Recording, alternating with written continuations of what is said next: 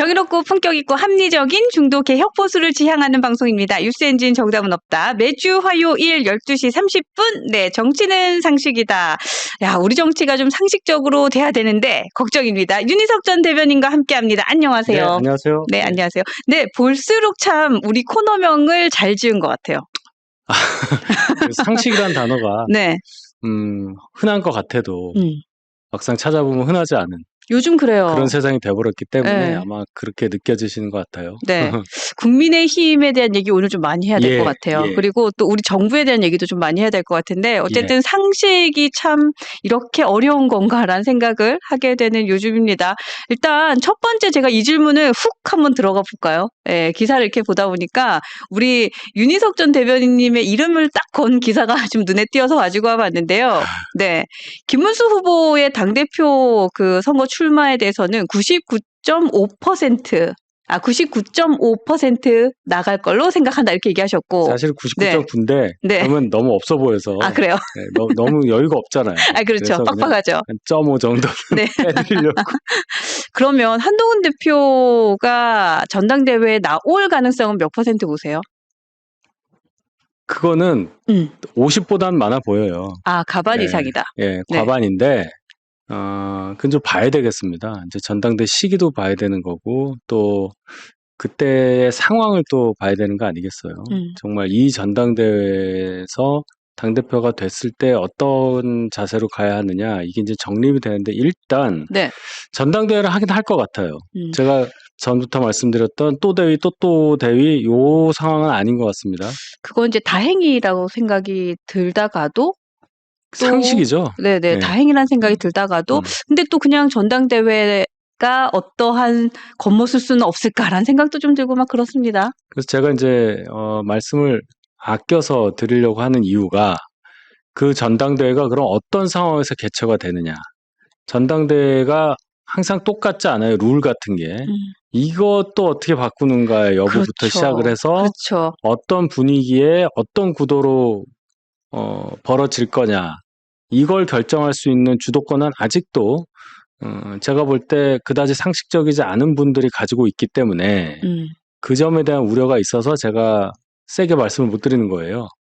일단 김용태 비대위원장이 어제 의총부로 사실상 비대위원장으로서 역할을 할 수가 없게 됐어요. 그래요? 의총장 분위기를 들어보니 별로 이렇게 존중받지 못하는 상황이고 고립무원이다 이런 얘기가 많이 나오기 때문에 그렇다면 아직도 당내에서는 한동훈 대표를 이렇게 밀어냈던 그 세력들이 그대로 온전히 계속 있고 그 사람들의 의사대로 당이 움직여지는 상황이니까 당장 원내대표 선거부터 어떻게 치러지느냐. 다음 원내대표가 비대위원장 임기를 정하자 이런 말도 해요. 김용태 비대위원장 임기를 16일 날 뽑아지는 뭐 그런 말까지 나오니까 그 정도까지군요. 이거는 뭐 글쎄요. 원내대표가 모든 것을 좌지우지하게 되는 무슨 뭐 막부 정치도 아니고 뭔지 모르겠어요.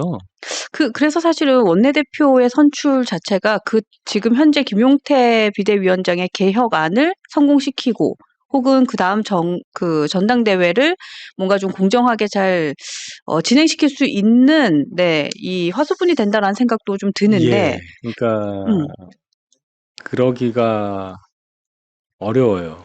어렵다. 지금 보니까 원내대표 선거도 그냥 친윤스러운 분을 밀려고 하는 것 같고. 그렇게 보여지는군요. 그렇게 되면 표로 대결하게 되면은 그분이 될 가능성이 뭐 거의 100에 가깝기 때문에 그럼 그분이 비대위를 새로 구성할 수 있는 새 비대위원장을 모시고 와야 되는 역할을 할 수밖에 없고 6월 30일까지 버티겠죠. 그렇죠. 그럼 김용태 비대위원장은 남은 기간 동안 한 20일 정도 되는 기간 동안에 비대위원 없이 그냥 혼자 있다가 그냥 끝나는 거예요. 할 수 있는 것도 없고. 다시 그냥 초선 의원으로 평의원으로 돌아가는 거고 그럼 끝나는 거고 그럼 그동안 했었던 얘기 당연히 없었던 거가 되고 새 비대위원장을 그럼 이제 누구를 데리고 와서 그 사람이 비대위원회를 구성을 하고 그 비대위에서 뭐 전당대회를 하겠다는 건데 시기도 마음대로 할 거고 뭐 룰 같은 것도 이제 선관위를 만들겠지만 또 뭐 뭔 창의적인 의견을 낼지 그렇죠. 뭔 작당을 할지 모르는 거고 모르겠습니다. 야, 그렇구나. 근데 이제 사실 어제 5시간 정도 뭐 김용태 비대위원장의 거취부터 개혁안 얘기부터 해서 뭐 전당대회 얘기까지 했다는데 결론을 못 냈다고 들었어요. 근데 그럼에도 불구하고 오늘 한 번 더 개최를 한다고 했는데 또 무산됐다는 얘기도 들리고. 예. 예. 근데 이제 결론을 낼 수가 없는 분위기죠. 하나 결론 난 거는 전당대회 하긴 하자. 예, 하긴 그거 하자. 하나에다가 김용태 비대위원장 임기는 길어야 6월 30일까지다. 이거 두 개는 결정된 것 같아요. 그러면 이제 9월까지 개최, 그러니까 9월에 개최하는 게 조금 더 신빙성이 있는 상황인가요? 어때요? 시기적으로? 9월 1일부터 정기국회예요. 그러니까 이제 그 전에 하자라는 게 상식적인 발언일 수 있는데 그러네요. 아니면 그 뒤에 하자. 그게 이제 김기현 대표 선출하는 전당대회 때도 그랬어요. 언제 하냐. 그래서 결국 1월 말인가 했는데 네네. 뭐 중간에 아무 때나 하면 되는 거 아니냐. 국정감사 기간 피해서 뭐 대충 국정감사 기간도 할 수 있는 거 아니는데 그러기는 어려울 것 같고. 그래서 이제 늦어도 9월 초 뭐 이런 얘기 나오는 거잖아요. 그래서 이 시기 문제도 있어요, 사실은. 그러네요. 8월 말까지 한다고 했을 때 좀 빠른 감도 있고요. 뭐 혹석이 또 이런 얘기 나오고 뭐 여러 가지 이제 핑계는 될 수 있는 건데 중요한 거는 전당대회를 어떤 성격으로 치를 거냐, 뭘 보고 뭘 기대하면서 새 지도부가 나오게 된다는 거를 예상을 하느냐. 이제 그런 게 적어도 좀 어느 정도 합의가 돼야 되는 건데 그냥 우리끼리 잘 뭉쳐서 가자 하는 전당대회를 하려고 하는 건지 그런 게 참 중요하죠. 지도부가 부재하니 뽑아야 된다 이런 식으로 사실은 지금 국민의 마음을 얻긴 쉽지 않은 상황인데. 네, 그래서 이렇게 되면은 그 비대위가 좀 길어질 수가 있어요. 길어질 수 있다. 그냥 이러다가 하면 이제 뭐 정기국회 있고 뭐 국정감사 있고 하니까 뭐 해도 바뀌네 하면서 이렇게 막 넘어간단 말이에요. 그럼 또 이제 비대위 또 비대위 그렇게 그 얘기입니다, 넘어갈 수 있죠. 제가. 예, 제가 그 얘기를 그건 이제 드리는 거예요. 현실적인 이슈로 그렇게 될 수 있겠다. 근데 전당대회를 안 할 수는 없을 것 같아요. 네, 안 할 수 없다. 그 김문수 후보의 추대론이 들린다는 얘기도 있는데 이 부분은 추대요? 네. 김종혁 전 최고위원이 페이스북에 글을 올린 거 보니까 김문수 후보를 추대하자라는 뭐 얘기를 하는 사람들도 있다. 뭐 이런 글도 좀 보였어요. 걱정하시는 분들이 이제 그런 생각 많이 하시는데 추대라는 건 있을 수가 없죠. 그렇죠. 전당대회를 해야 되는데 추대라는 건 혼자 나온다는 얘기인데 어떻게 추대가 돼요? 예, 그거는 아닙니다. 그냥 일각의 일부의 이야기일 뿐이다. 그런 이렇게 선을 의견이 그러니까 결론은 이렇게 되는 거예요. 지금 김용태 비대위원장이 비대위원으로 어쨌든 친윤이 용인하는 상황에서 비대위원이 된 거죠. 네. 그래도 혼자 김문수 후보 자격 박탈하는 걸 반대하고 뭐 이러면서 개혁 성향을 보이면서 비대위원장이 돼서 네. 선거를 치르고 여기까지 왔는데 조금 개혁적인 얘기 했다고 이제 거의 이제 끝난 거예요. 제가 볼 때는 어제로 끝났어요. 어제로 끝났다. 예, 권한 행사가 어려워졌습니다. 우리는 김용태 비대위원장이 그래도 전당대회 관철하고 예를 들어 뭐 탄핵 반대 당론 철회하고 뭐 이런 부분 또 당무감사 후보 교체 네. 5월 10날 그 사건 당무감사 하겠다 하는 것에 대해서 응원을 하는 입장이었는데 이제 다 무산되는 거 보면 이게 만만치가 않은 상황이 진짜 되겠구나. 만만치 않은 것 같아요. 예. 예. 근데 저는 김용태 위원장의 그 5가지 개혁안 내용을 보고 공감이 참 많이 갔는데 한 가지 좀 의구심이 들었던 건 이거 왜 대선 전에는 얘기를 못하고 대선 끝나고 나서 이렇게 얘기를 했을까? 늘 말씀드리지만 대선 전에는 다 이길 수 있다고 생각하나 봐요. 자, 한덕수 되려면 이길 수 있다고 확신했던 분들이 있었고. 그랬죠. 김문수로 김용태 비대위원장이 그 얘기를 했습니다. 중간에 이준석과의 단일화가 안 된다고 선언을 하면서 우리가 3자 구도에서 이길 수 있고 이길 수 있는 방법을 당연히 만들겠다라고 얘기를 했단 말이에요. 얘기했죠. 예. 그러면서 뭐 신동욱 수석 대변인은 뭐 골든 크로스 얘기까지 했단 말이에요. 김문수 후보도 그런 얘기를 했고. 네. 그게 그냥 지지자들 좀 사기 좀 올리려고 하는 얘기냐. 일정 부분은 믿었다고 저는 보거든요. 그래요. 그러니까 저런 얘기를 할 수가 없는 거죠. 예. 그 상황에서 굳이 이 구도가 돼 있는데 왜 흔들려고 무슨 탄핵 반대 당론을 뭐 철회한다는 둥, 당무감사한다는 둥 이런 얘기 할 수가 없는 거죠. 그러니까 그 안에 들어가 있으면 객관화가 안 되는군요. 그렇죠. 그게 그렇구나. 그러니까 사실 저는 다 그렇진 않아요. 네네. 다 그렇진 않은데. 다 그렇지 않으신 분이신 다 것 그렇지 같아요. 않아요. 근데 이제 목적에 너무 몰입한 나머지 주변 분들이 다 환경이 그렇게 되면 또 그렇게 갈 수도 있는 거니까 사람은 환경의 동물이니까 그렇게 빨려 들어갈 수도 있다. 그래서 항상 주변을 체크하고 나하고 반대되는 사람 얘기 좀 들어보고 하면서 이렇게 중간에 보정을 하면서 이 파인 튜닝을 하면서 이게 미세 조정을 하면서 이렇게 가야 되는 건데 네. 그런 게 많이 부족한 게 현재 국민의힘 상황이라고 저는 봅니다. 그런 거 참 잘하시는 분이신데. 예? 이런 거 참 잘하시는 분이신데. 이렇게 예? 객관성을 유지하시고 아이, 자기 객관화와 아이, 뭐 정당의 객관화를 유지하시는데 아닙니다. 되게 저도 나름 똘끼가 있어서 놓치는 게 많아요. 아유, 그렇게 고운 목소리로 갑자기. 네. 그래요. 하여튼 여러분들도 보시면서 되게 많이 답답해 하시는 것 같기도 하고, 하여튼 좀 마음이 좀 힘드신 것 같아요. 요즘에 국민의힘의 상황을 보면서 그래도 개혁안 5가지가 딱 나왔을 때는 조금 시원한 마음이 있었거든요. 근데 그리고 이것이 좀 잘 관철되면 그래도 좀 변화할까라는 생각을 했는데, 네, 하여튼 그 분위기는 지금 뭐 사그러지는 것 같다라고 얘기를 또 해주시네요.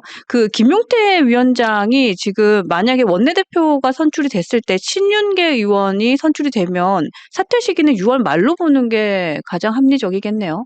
어떻게 보면. 그러니까 김용태 비대위원장이 이제 네. 버틸 수 있겠느냐. 그래봤자 임기 한 2주 남은 건데 그렇죠. 본인의 임기 연장을 위해서 뭐 전국위원회를 소집한다거나 이러기가 어려울 거예요. 근데 어제 의총에서는 전 당원 투표를 해보자 뭐 이런 얘기도 본인이 했었다고 하더라고요. 근데 그걸 받쳐줄 만한 비대위원조차 지금 없는 거 아닙니까? 그렇죠. 혼자만의 사퇴 떠드는 처리가 거니까. 되진 네. 않았지만 비대위원으로서 기능을 안 하니까 아니면 본인이 사퇴 처리하고 다시 비대위원을 임명해서 전국위원회에서 승인을 받아서 비대위를 꾸리면 되는데 시간이 너무 없잖아요. 그러니까 이제 공허해졌다. 그렇죠. 예. 공허해졌다. 예. 좋습니다. 그러면 원내대표 선출 얘기를 조금 더 이어서 가도록 하겠습니다. 이제 16일에 예정이 되어 있는데요. 이게 민주당은 이번 원내대표 선출부터는 이제 당원들의 표결도 어느 정도 좀 들어가는데, 국민의힘은 어쨌든 의원들끼리 선출을 한단 말이죠. 그래서 가장 유력한 사람은 누구로 보세요? 아직은 지금? 좀 봐야 되겠습니다. 네. 일단 친윤계라고 하는 분들이 이제 송원석 의원, 경북 김천 지역구를 갖고 있는 네. 삼선의 송원석 의원을 민다고 돼 있는데 본인은 약간 고사하는 분이라고 그래요. 예. 그래요. 예, 지금 원내대표에서 뭐 하냐 뭐 이런 생각 할 수도 있는데 그러면 그럼 누가 되냐? 뭐 3선, 4선 중에서 이제 뭐 여러 이름이 나올 거예요. 네, 네. 여러 얘기가 나오는데 글쎄요. 저런 이름 나열하는 거는 많이 봤는데 네. 지금 딱 하나 변수는 추대 가능성에 대해서 생각하고 추대를 원하시는 분들도 있다. 그런데 분위기상 그런 것 같지는 않아요. 그냥 친윤에서 미는 분이 분명히 한 분이 출마할 거고 네. 그다음에 이제 소위 쇄신파라고 하는 분이 뭐 출마를 할 거고 뭐 이렇게 되지 않을까.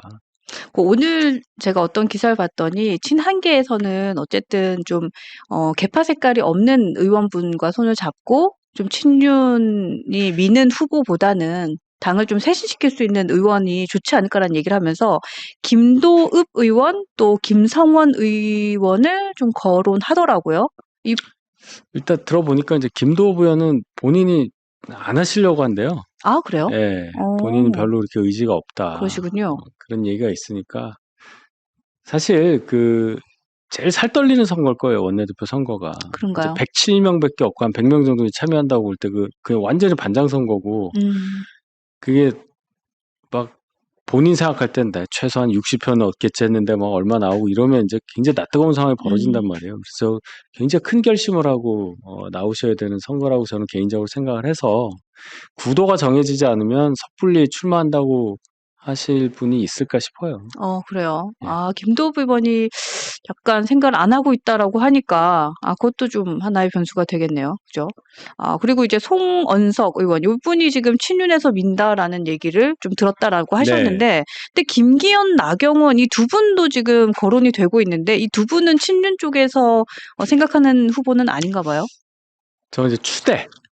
예, 그러니까 저 두 분은 원내대표를 이미 겪으셨고, 한 분은 대표까지 하셨던 분인데, 이제 네. 원내대표를 한다는 뜻은 당을 좀 수습하고, 뭔가 재정비하고, 그런 차원의 원내대표 선거가 될 수 있지 않느냐, 뭐 계파 싸움처럼 보이는 그런 선거가 지금 필요하냐, 네, 이런 네. 차원에서 이제 거론되는 아이디어라고 생각합니다. 여러분들 계속해서 조경태 의원님 이름을 되게 많이 거론해 주시는데 이분이 이제 육선이라서 조금 자격이 약간 애매한 건가요? 아니면 다른 이유가 있을까요? 어떠세요? 그 육선 되신 분이 이제 원내대표 하시긴 좀 너무 무겁죠. 음, 예, 그런 측면도 있고, 네. 정치적으로, 글쎄요, 이제 쇄신파 또 민주당에서 오신 분이라 광범한 지지를 받을 수 있겠느냐. 그러니까 성사 가능성도 많이 거론이 되기 때문에, 음. 예. 그 안철수 의원 같은 경우에는 전당대회에 출마할 거라는 얘기도 있고 또 원내대표를 생각한다는 얘기도 좀 있던데 안철수 의원은 좀 들리는 얘기가 있으신지도 궁금합니다. 없는데요. 없어요. 예, 아, 그래요? 저는 안철수 의원이 이제 당대표에 대해서도 좀 욕심을 갖고 있다는 얘기도 좀 들렸던 것 같은데. 아니, 뭐만 있으면 나오시니까 그게 그래요? 중요한 게 아니고, 음, 이, 뭐라 그럴까, 가능성. 가능성. 예, 가능성을 좀 보자. 예, 기사에도 언급이 안 됐을걸요? 예. 알겠습니다. 그 여당에 대한 차기 원내대표도 이제 선출에 들어가기 때문에 오늘 또 토론회가 있다고 하니까요. 여당에서는 지금 두 분, 김병기, 서영교 이 두 의원이 지금 거론이 되고 있는데 사실 누가 더 가능성이 높아 보이는지도 궁금합니다. 별로. 우리하고는 우리하고는 상관없습니다. 상관이 자, 없다. 김병기, 네. 서영교, 3선, 4선인데요. 서영교 의원 잘 아시잖아요. 목소리 걸걸하고 아이, 그렇죠. 네. 막 이렇게 하시는 소리 막 분이잖아요. 지르시는 분. 네. 네, 의미 없습니다. 김병기 의원 되게 거친 분이거든요. 국정원 출신에. 누가 돼도 우리한테는 빙하기다. 아, 누가 돼도. 예, 굉장히 세게 몰아칠 거예요. 아, 그래요? 예의고 뭐고 없을 겁니다. 음. 그래서 원내대표 하기 싫을 거예요. 원내대표 하기 싫다. 이게 의석수가 좀 차이 나야 말이죠. 그렇죠. 그리고 아무리 또 야당이 거론되는 그 매칭 상대가 예, 또 만만치 않고. 예, 그거를 매일 봐야 되는 거예요. 음. 얼마나 스트레스겠어요. 사실은 서영교 의원 같은 경우에는 이제 김문수 후보가 대선 후보까지 가는데 가장 큰 역할을 한 분 중에 한 분이라고 생각해요. 예, 뭐 일어나서 막 인사하라고 했던 분이시기도 한데. 그렇게 볼 수도 있죠. 네, 예, 네. 아무튼 비극입니다. 비극이다. 네. 그래요. 지금 민주당에서는 당원들이 투표권을 행사하는 첫 사례잖아요. 네. 이제 이 사례에 대해서 뭐 이제 결론은 나오겠지만 이게 이제 국민의힘에서도 같이 도입을 하면 좋아 보이실지 아니면 또 다른 의견이 있으실지도 궁금합니다. 그러니까 이 원내대표가 뭐냐는 것을 잘 생각하면 네. 저는 개인적으로 별로 그렇게 논리적으로 안 맞다고 생각해요. 아, 논리적으로 이거 맞지 않다. 원내대표가 그 앞에 원내자가 뭐냐를 생각을 해보잔 말이에요. 그러면 국회에서 진행되는 어떤 법안 관련한 모든 것, 네. 의원들이 할 수 있는 활동에 대한 것을 책임지고 관장한다는 의미잖아요. 그렇죠. 네. 물론 당원의 의사가 거기 포함되죠. 그거는 의원들이 선출될 때 이미 그것은 전제가 충족이 된 거라고 볼 때 원내대표 뽑는데 당원이 들어간다고 하는 것은 저는 과잉이라고 생각해요. 아, 과잉이다. 개인적으로는. 그 민주당은 그걸 넣는 게 가치로 볼 때 맞다고 봐서 아마 저러는 모양이에요. 민주당은 항상 뭐 권리당원 이러죠. 우린 책임당원으로는 그건 권리당원이라고 그렇죠. 하잖아요. 다릅니다. 보는 게 관점이 단어부터 달라요. 그러네요. 예, 그러니까 자꾸 저기다 직접 민주주의 요소를 넣는단 말입니다. 민주당 그런 당이에요. 소위 개딸이라고 보이는 그런 분들에서 좌지우지될 수 있는 당이고 그런 사람이 이제 대통령 후보까지 가고 결국 대통령이 됐단 말이에요. 근데 저희 당의 정서와는 맞지 않고 저는 그게 맞냐 싶어요. 아, 그래요? 그럼 모든 당직에 그럼 다 그럼 뭐 사무총장 뽑는 것도 그럼 당원 의사가 들어가야 되고 한다는 건데 그러면 정당이 존재하는 것의 상당 부분을 잃어요. 정당은 당원들의 의사를 받아서 그것을 정제해서 조율해서 새로운 여론을 형성하는 그런 역할을 해야 되는 거죠. 그래서 공천이라는 장치가 있잖아요. 많은 사람들이 국회의원이 되거나 뭘 하고 싶어 하는데 네. 받아서 걸러서 나온 사람을 국민한테 제시해서 당선이 되든 하는 거 아닙니까? 이 역할을 안 하고 이 당원들의 의사만 막 들어가면 정제라는 요소가 없는 거예요. 당원들의 의사는 너무 복잡하잖아요. 그렇죠. 네. 다양하기도 하고. 그 기능을 안 하겠다는 얘기로 들려요, 저는. 네.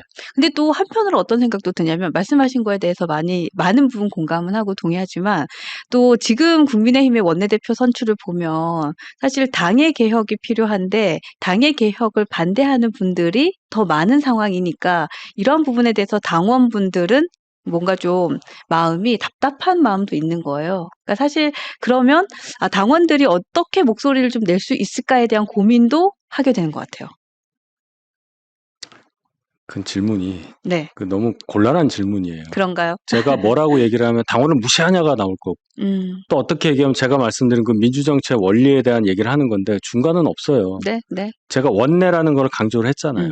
예. 그래서 사실은 우리가 진짜 선거를 잘해야 될 것 같아요. 네, 원내대표를 선출하는 의원님들 한 분 한 분을 잘 좀 선별해야 될 것 같다라는 그게 생각도 중요합니다. 하게 되네요. 공천을 제가 그래서 항상 강조를 하는 게 멀리 보면 19대 때부터 공천이 이상해져서 여기까지 왔다고 맞아요. 말씀드렸잖아요. 그 얘기 하셨죠. 그래서 곱씹으셔야 되고 절대 잊으시면 안 되는 건 2012년 대선부터 우리는 정치 지형이 우리 쪽이 아니라 저쪽으로 기울어지는 느낌을 받았다는 것을 잊으시면 안 된다.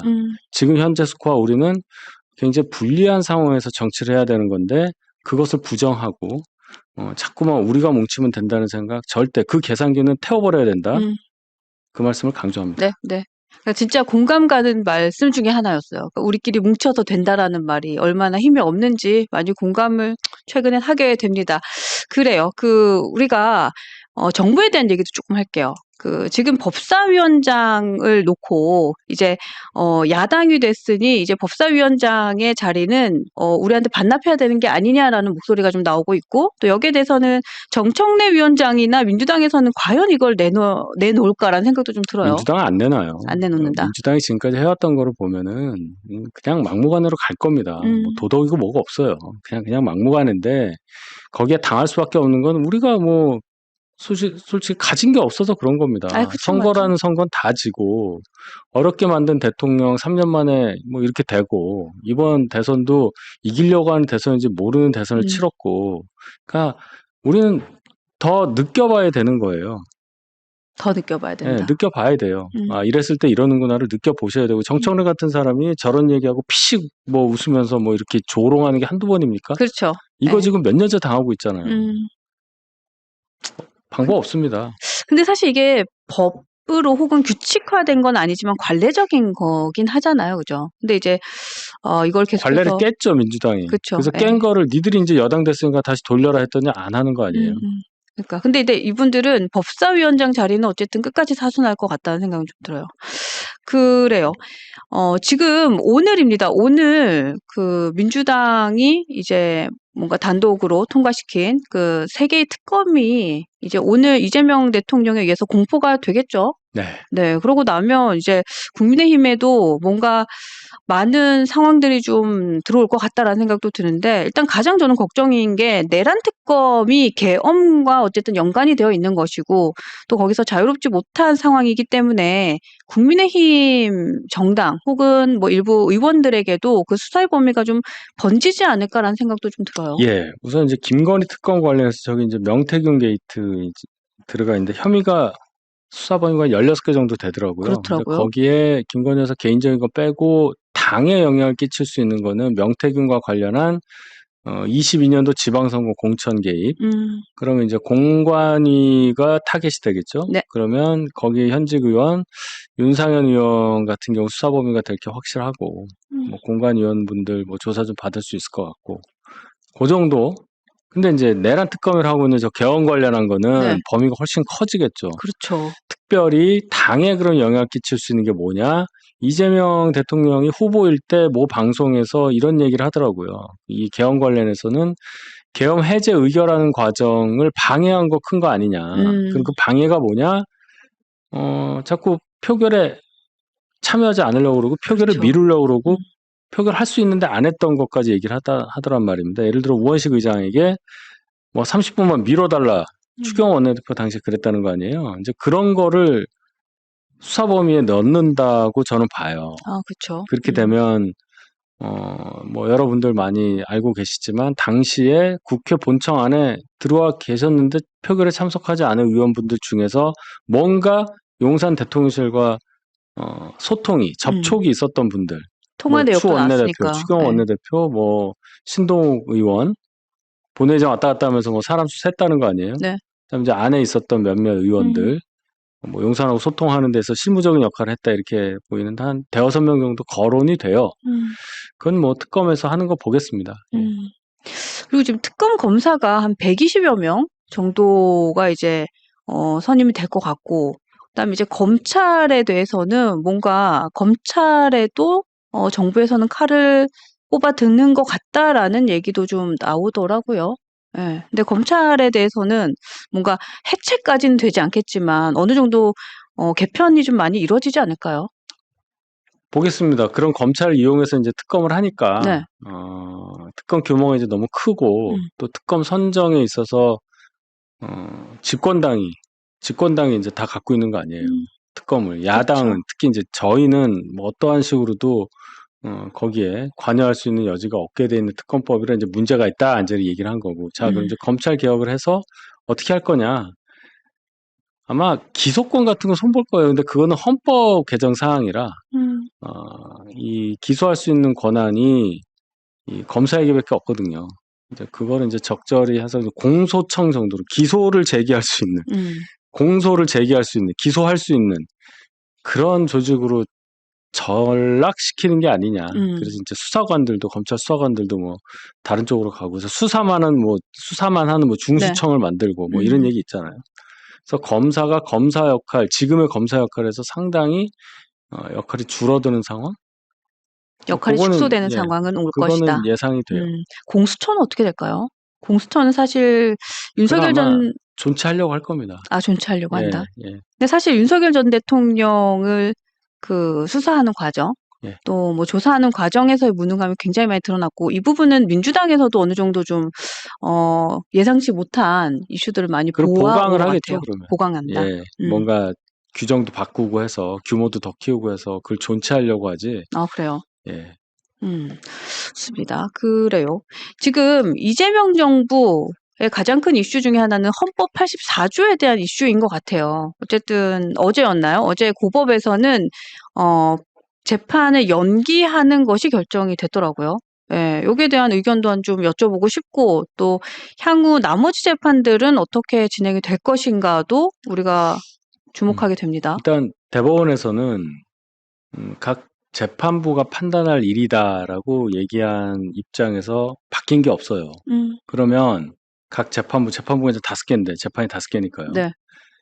그중에 이제 첫 파기환송심하는 선거법 관련한 파기환송심 재판부 고법에서 저런 판단을 내렸다면 나머지 4개 재판 관련한 재판부에서도 동일한 결론을 내릴 가능성이 커 보여요. 이제 공은 사실 대법원에 가 있어야 됩니다. 대법원에서 뭔가를 확실하게 얘기를 해줘야 되는데 이게 지금 뭐 학설이 어떻고 뭐 다수설이 어떻고 뭐 이런 거보다 뭐 법을 바꾸네 마네 이런 거보다 대법원이 먼저 선언적 의미의 어떤 천명을 해줘야 됩니다. 근데 안 하고 있잖아요. 네, 그렇죠. 그런 가운데 재판이 18일 날 있을 거를 다시 변경한다 하면서 사유까지 헌법 84조에 따른 해석에 따라서 그렇게 한다라고 했다면 네. 했으니까 네네. 이재명 대통령 재임 중에 그분 관련한 재판이 벌어지는 상황은 안 일어날 걸로 보입니다. 예. 그게 더 가능성이 커 보인다. 예. 예. 근데 이제 한동훈 대표가 저도 이제 그 페이스북 어제 올려주신 글을 보고 이건 굉장히 반박 논리로서 참 좋다라는 생각이 했거든요. 그래서 저희가 그 부분 가지고 이제 포스터를 좀 만들어 왔는데요. 감독님 한번 띄워봐 주실래요? 네. 일단 이게 헌법 68조에 보면 대통령도 판결로 자격을 상실할 수 있다라는 이 법조 문항이 있더라고요. 그래서 네. 제가 이걸 보면서 국민의힘에서 사실 내부적으로 좀 싸우고 있을 일이 아니라 이러한 이슈를 좀 찾아서 지금 그 이재명 정부에서의 사안들, 특히나 이재명 대통령의 사법 리스크에 대해서는 국민들도 이게 어느 정도 의구심을 많이 갖고 있는 상황이니까 이 부분을 좀 같이 소통을 하면 좋지 않을까라는 생각이 좀 많이 들어요. 예, 이제 68조 2항에 네네. 판결 기타의 사유로 그 자격을 상실한 때, 그러니까 이제 조항 전체가 이래요. 대통령이 거류된 때 또는 대통령 당선자가 사망하거나 판결 기타의 사유로 그 자격을 상실한 때에는 60일 이내에 후임자를 선거한다. 이제 이렇게 돼 있죠. 네. 판결이 나오잖아요, 여기 판결. 재판에 따라서 그 자격을 상실할 수 있다. 이제 그런 규정이 헌법에 있으니까 네. 재판에 의해서도 대통령직이 상실될 수 있다는 거를 헌법에서 얘기했는데 왜 재판을 안 하려고 하느냐. 이제 그렇죠. 이런 논리잖아요. 그게 포인트죠. 네. 근데 이제 이게 판결 기타의 사유로 그 자격을 상실한 때라는 그 중요한 구절의 주어가 대통령이냐 대통령 당선자냐. 요걸 좀 볼 필요는 있어요. 이게 그러네요. 이제 뭐 해석이 좀 엇갈릴 수가 있는데 어찌되었건 대통령이든 대통령 당선자든 판결 때문에 자격이 상실된다는 것을 얘기를 했으니 이게 꼭 대통령 당선자에만 해당하는 거냐. 그렇게 뭐 우리가 단정 지을 이유는 없잖아요. 여기에 대해서 더 생각해 볼 만한 그것도 상황을 맞네요. 만드는 것이 중요하니까 이 판결이라는 부분이 나와 있다는 거. 이 헌법을 만든 분의 생각에 판결로도 대통령이 날아갈 수 있다는 것을 상정하고 이 법안을 만들었다고 봐야 된다고 저는 주장을 하고 싶은 거니까 네네. 네. 이거는 공론의 장에서 한번 토론에 붙여볼 필요가 있고 그렇다면 더더욱이나 이재명 대통령에 대해서 재판을 막으려 하는 것은 이 논리에 의한다면 위헌이죠. 그렇죠. 예. 예, 맞습니다. 근데 하여튼 저는 이제 이것도 참 약간 속상한 포인트 중에 하나인 거예요. 그러니까 대선 경선 과정에서도 이재명 후보 시절, 이재명 대통령 후보 시절에도 이재명 대통령에 대한 뭔가 의구심을 제기하거나 공격할 수 있는 포인트를 최종 후보가 아닌 한동훈 대표가 계속해서 했단 말이죠. 네. 근데 지금도 국민의힘에서도 엄연히 지도부는 있죠. 뭐 상황에 대해서는 좀 말을 안 하겠지만, 그럼에도 불구하고 국민의힘에서 뭔가 좀 강한 푸시가 좀 부족해 보인다는 생각도 좀 들어요. 목소리는 지금 그 좀 정신이 나오지만. 없어요. 그러니까. 당이. 지금 국민의힘이 저렇게 정신 못 차리고 서로 헤매고 내부에서 싸우고 있으니까. 그러니까요. 그러니까 대법원도 입장을 계속 이렇게 후퇴하는 느낌이 들고. 그러니까 국민의힘이 뭔가 좀 강한 메시지를 내주면 저렇게 후퇴할까라는 생각도 좀 하게 돼요. 못하는 상황이라고요. 그렇죠. 예. 속상합니다. 그러니까 빨리 좀 지도부가 어느 정도 수습이 되고 좀 이거는 야당다운 야당 지도부가 나왔으면 좋겠어요. 이러한 빙하기를 네. 꽤 우리가 겪어야 할 느낌입니다. 자, 그래요? 임기는 이제 시작을 해서 이재명 대통령의 힘이 엄청나게 세고 민주당 원내대표 저 두 분 중에 누가 되든 간에 엄청나게 또 세게 나올 것이고 의석수 엄청 많고 앞으로 3년이 남아 있고 네. 당은 정말 이런 적이 있었나 싶을 정도로 쪼그라들어 있는 상태에서 내부에서 싸움은 더 세게 하고 있단 말이에요. 이게 이제 터져야 되는 거예요. 이제 곰띠 골마서 곰따 터져야 되는 건데 아직 터질 때가 안 온 것 같아요. 전 터질 때라고 봤는데 야, 더 그래요? 골물 일이 더 있는 거죠. 더 굶을 수 있다? 그래요? 대선 후보 했던 분이 또 나오겠다는 그런 그쵸. 의사표시하고 그러니까 개파라는 표현이 좀 그렇지만 무리가 3개가 된다 뭐 이런 말까지 있잖아요. 이런 어지러운 상황을 해결할 수 있는 거는 결론적으로 전당대회가 열리는 그 순간 그때까지는 뭐 우리가 힘들어야 할 거다. 근데 지금 우리가 그거 보고 그래도 좀 반성하면서 전당대회로 좀 정리하자 이 분위기 갈 것 같았다 하는데 워낙에 다음 총선까지 시간이 많이 남아있으니까 저항하잖아요. 네. 예, 저항을 합니다. 그래요. 이재명 정권에서 사실은 그러니까 사면이나 복권에 대한 이슈도 조금 보이는데 조국 전 대표의 사면에 대한 얘기가 지금 솔솔 나오더라고요. 이 부분은 어떻게 보세요? 대선 때도 나왔어요. 자, 조국 신당이 네. 이재명 대통령을 엄청나게 도와줬죠. 뭐냐, 후보를 안 냈잖아요. 후보도 안 내고 본격적으로 조국을 일찍 만나는 방법. 그거는 이제 뭐 그런 것도 하고. 배우자가 뭐 자기 선거 입장에서 운동도. 그렇게 하는 거니까. 네. 그 일찍이 1번 찍으라는 일찍도 있지만 제가 일찍 보고 싶다는 거 아니겠어요. 결론은 뭐냐면 조국 당에서 물론 조국 대표가 이제 구속이 됐으니까 당연히 이제 확정됐으니까 출마할 수는 없는 거지만 만약에 출마를 했다면 한 5, 6%는 그냥 가져갔을 거예요. 그렇게 이제 다 표가 쪼개지면 이재명 대표도 당선되리라는 보장이 없었죠. 그러니까 그 도와준 거예요. 아예 후보를 안 내버렸으니까. 그럼 이제 거기에 대해서 청구서를 들이밀 거 아닙니까? 그렇죠. 자, 우리 후보 안 냈으니까 우리 조국 대표 좀 빨리 징역 정산 좀 2년인데 합시다. 12월에 들어갔으니까 뭐 내년 12월 아닙니까? 그 좀 빨리 좀 해. 이거 아니에요. 하루라도 빨리. 그렇죠. 예. 제가 들은 건 이제 오늘이 6월 10일이죠. 음. 6월 10, 60 항쟁 기념으로 해서 사면 복권해달라 이런 얘기부터 이제 나왔었고 음. 재헌절에는 없어요. 광복절은 제가 거의 들어봤는데. 광복절이나 크리스마스? 근데 이제 네. 이 민주당 쪽에서는 연말 정도 생각한다. 그랬더니 이제 털어졌다는 거예요. 그래요. 보시죠, 뭐. 좋습니다. 근데 어쨌든 뭐 계속해서 얘기는 나오는 것 같고 정산의 시간은 돌아오고 있다. 그리고 이제 이재명 대통령이 지금 인선에 대해서는 가장 뭐 어제 오늘 화두가 됐던 건 변호사, 그러니까 이재명의 변호사를 용산에 입성시키는, 그러니까 예전에는 공천과 관련해서 뭐 비용을, 그러니까 변호사 비용을 공천권으로 줬다. 근데 이번에는 뭐 인사권으로 행사한다 이런 얘기도 좀 있어요. 그렇죠. 대단히 부적절하죠. 만약에 윤석열 정부에서 네. 그랬으면 또 뭐라고 했을까요? 그러니까 이렇게 금방 비난받을 거를 안 할 수 없는 상황은 얼추 이해가 가요. 그런데 그러면 이거 그냥 넘어가겠습니까? 이게 다 이제 하나씩 차곡차곡 쌓이고 쌓는 있다. 거예요. 예, 우리도 이제 많이 쌓아서 이제 넘어졌는데 네. 여기도 쌓는 거예요. 이제 알면서 쌓는 거죠. 임기는 유한해요. 권력은 유한한 겁니다. 지나가는 거라고 제가 계속 말씀드리잖아요. 네, 지나가는 걸 붙잡으면 얼마나 좋겠어요. 잡은 사람 입장에서는. 근데 그게 그렇게 안 되는 거잖아요. 근데 그게 쌓여서 진짜 폭탄처럼 다시 돌아오는 시간은 그게 이제 있을 거예요. 이치인데 네. 인간 만사가 고대에서부터 쭉 우리가 역사를 알고 있는 순간부터 계속 바뀌잖아요. 그러니까 영원하지 않는데 이런 거 이제 일주일도 안 돼서 저렇게 하는 거 보니까 이 정권도 좀 어려워 보인다. 어려워 보인다. 예.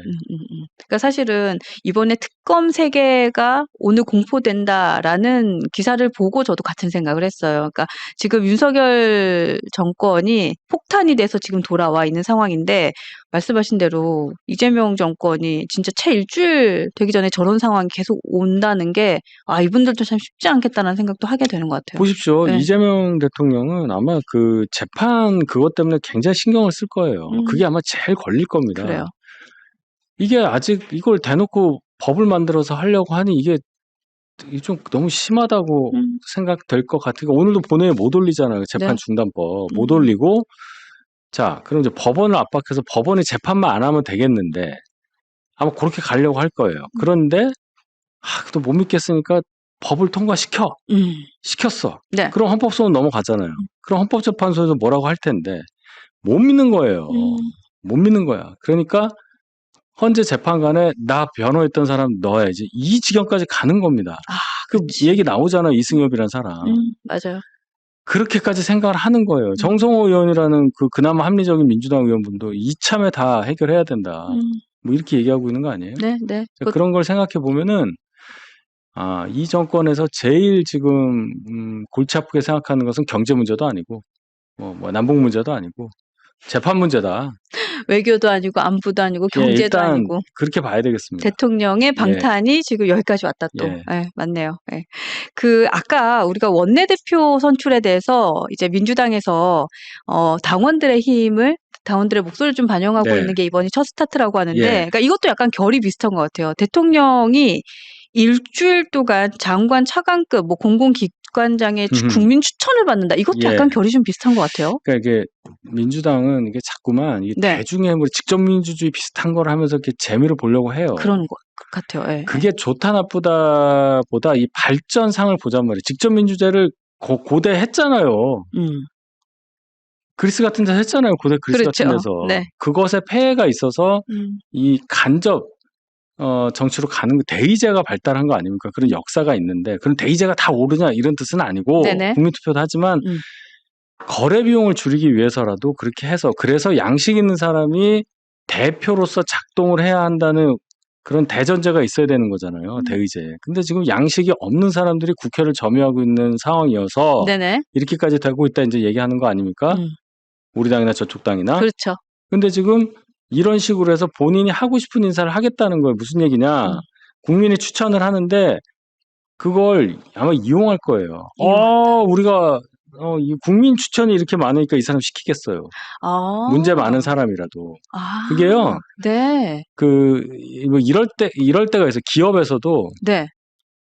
이 CEO나 이 집행부에서 이게 좀 하고 싶은 일이 있는데 막 사내에서 반대가 많아.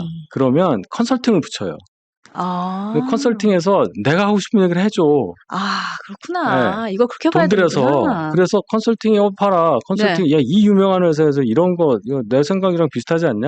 음, 가는 거야. 이런 음, 경우가 많거든요. 물론 그렇게 컨설팅 하는 회사는 망하죠. 음. 똑같은 짓 하고 있다고 봐요. 예, 그러네. 그렇게 봐요, 저는. 저기에 누가 그러네. 추천을 하겠어요? 민주당 좋아하는 사람들 추천을 하겠지. 그렇죠. 그리고 선동하겠죠, 또. 그렇죠. 무슨 음, 장관에 누구 쫙, 뭐 이런 식으로. 음. 뭐, 김경수는 안 돼. 뭐 쫙. 국민들이 김경수 추천 안 하네요. 하려고 했는데. 뭐, 어, 이럴 수가 있어요. 야, 그러니까 이게 요것도 위험하다는 거예요. 그러네요. 예, 우린 이런 걸 봐야죠. 이게 무슨 인기 투표도 아니고, 국민들이 양식을 의심한다는 게 아니라, 이 시스템을 통해서 하고 싶은 거 하려고, 그러니까 명분을 만드는. 그렇죠. 아, 그러니까 벌써 이제 올라오는 게, 국민들이 이제 조롱하잖아요. 자, 문체부 장관의 김부선. 뭐 이런 거만 올린단 말이에요. 그렇네. 저도 이거 열심히 추천을 좀 해봐야겠네요. 네, 하지 마세요. 그래요. 김부선 이런 거 재밌는데. 우리가 뭐 그래요. 재미로 하자면 여기서 말로 해도 되는 거지. 알겠습니다. 네. 좋습니다. 오늘도 여러분들, 많은 의견들도 좀 주셨는데, 여러분들이 주신 댓글도 한 분씩 소개를 좀 해드리면서, 네, 방송을 마무리해 보도록 하겠습니다. 네. 띄워주세요. 0292사님, 오랜만에 오셨네요. 안녕하세요. 윤희석 대변인님, 기사에 세밀의 이낙연 지지자들이 좌표를 찍고 한 대표님을 엇가지라고 있습니다. 뭐 이런 글도 주셨어요. 이거는 이제 기사의 댓글 보면서 이제 말씀을 좀 해주시는 것 같아요. 제가 항상 드리는 말씀 있잖아요. 네. 자, 그분들이 얼마나 되고, 그분들의 영향력이 얼마나 우리의 그 앞길에 장애가 되느냐도 음, 다 생각을 하고 이제 해야 되는데, 이제 그런 건 저희가 하는 거예요. 음, 다 알고 있고, 어느 정도 규모라는 것도 파악을 하고 있고, 우리 지지하시는 분들은 너무 스트레스 받지 말으시라고 제가 일상도 공유하시면서, 네. 일상을 보내시면서, 네, 그렇죠. 그 네. 정도의 관심만 보내주시면 되겠습니다. 우리가 일상을 좀 살아야 된다. 요 네. 얘기를 지난주에 하셨죠. 생각보다 네. 그쪽이 별로 사람이 없더라고요. 음. 있었으면 민주당 안에서 파이팅 했겠죠. 그러니까. 예. 네. 그러니까 사실은 뭐 여러분들의 염려도 잘 알고는 있습니다만, 예. 네, 이제 업으로 하시는 분들도 다 알고 계시다. 다 네. 알고 있죠. 다 알고 다 알고 계시다. 있죠. 네. 수진재님, 안녕하세요. 윤희석 대변인께서 제 옆에서 방송에 하시는 걸 보고 부럽다는 의견도 아유, 뭐, 주셨네요. 예. 네. 예. 고맙습니다. 부러워하실 만합니다. JBYS님, 안녕하세요. 헌법 64조 논란은 헌법 84조에서 소추가 기소가 아닌 재판까지 포함한다면 64조에서 판결에 의한 상실이 규정될 이유가 없지 않느냐라는 것이지만 이것에 대한 반론은 64조의 판결은 내란, 외환 관련 판결을 말하는 것이라서 모순이 없다가 있을 수 있으니 논리가요. 예, 여러 가지 아까 제가 말씀 주어가 누구냐부터 시작해서 여러 가지가 있을 수 있는데 당선인에 대한 것까지 나와 있기 때문에 판결을 내란, 외환 여기에만 한정한다는 논리는 제가 볼 땐 성립이 안 될 걸로 보여요.